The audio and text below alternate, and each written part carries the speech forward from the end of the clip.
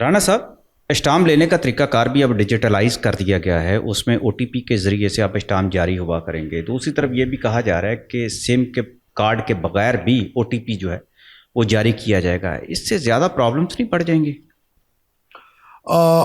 دیکھیں، ای اسٹیمپنگ جو ہے پاکستان میں بڑی اچھی چیز ہے. ہم تو گورنمنٹ پہ کرٹیسائز ہی کرتے رہتے ہیں، مگر جو گورنمنٹ اچھے کام کر رہی ہے اس کو سپورٹ کرنا چاہیے.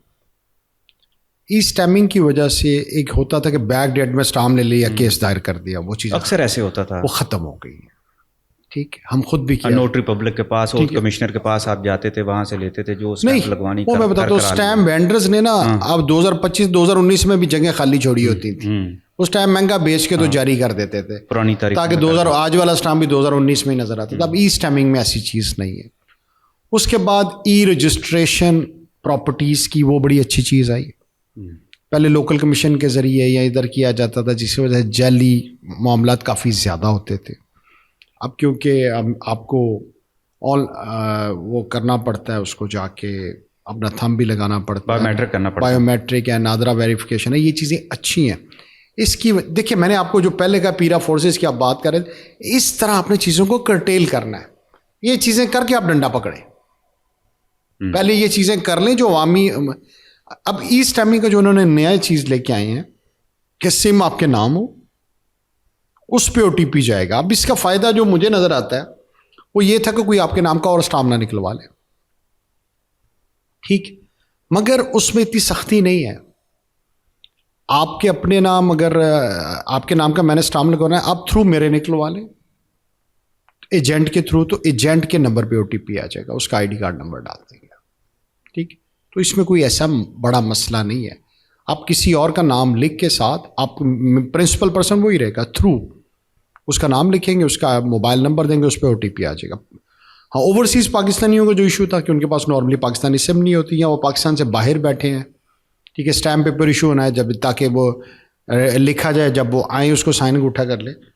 تو اس میں انہوں نے اب ای میل دے دیا. حالانکہ ان کو یہاں بھی ای میل دے دینا چاہیے تھا. جو بھی ہے، بہرحال گورنمنٹ کا ایک سبجیکٹ ڈبل آپشن ہو جانا، اس کو ہم کرٹیسائز نہیں کرتے ہیں. ٹھیک ہے، مگر ای میل تو آپ کے نام نہیں ہوتی، سم تو آپ کے نام ہوتی ہے. ٹھیک ہے، اس لیے بھی تھا. تو ان کو پاکستانیوں کو ایک یہ آپشن دے کے اچھا کام کیا گیا، اور یہ بڑا ایک اچھا سٹیپ ہے.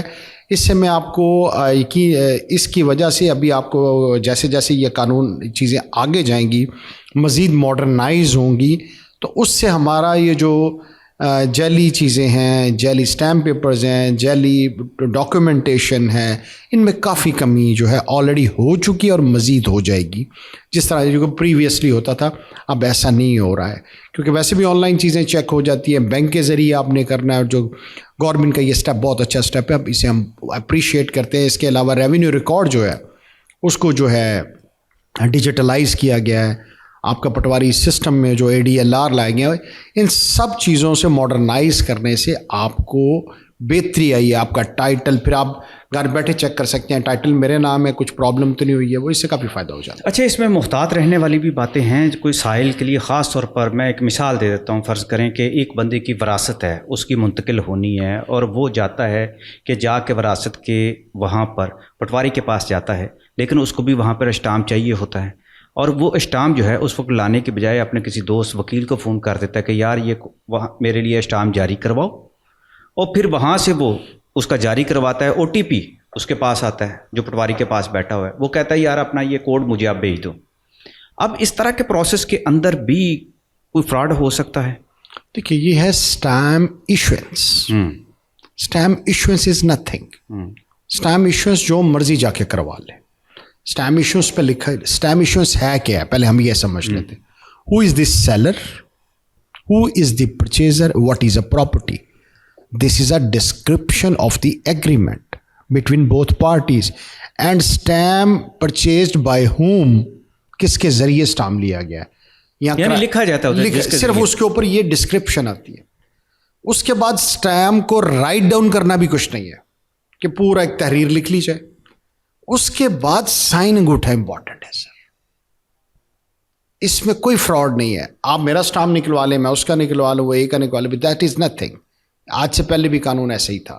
اچھا، کئی لوگوں کو ایسی صورتحال میں بھی دیکھا ہے کہ وہ اسٹیمپ جب ان کے پاس آ جاتا ہے، وہ پٹواری صاحب کو دے دیتے ہیں. پٹواری صاحب کہتے ہیں ہاں یار رکھ دیں، میں اس کو لکھ لوں گا میں کر لوں گا وراثت نہیں سر، کسی قانون میں، وراثت، لیکن انگوٹھے وہ لگا دیتے سر وراثت کے لیے سٹیمپ کی ضرورت نہیں ہوتی، ٹھیک، اس کے لیے آپ کو نادرا کے پاس جانا پڑتا، آپ کا وہ سرٹیفکیٹ جاری ہو جاتا ہے، یا کورٹ سے ڈگری لینی پڑتی ہے، پٹواری ڈائریکٹ نہیں کر سکتا۔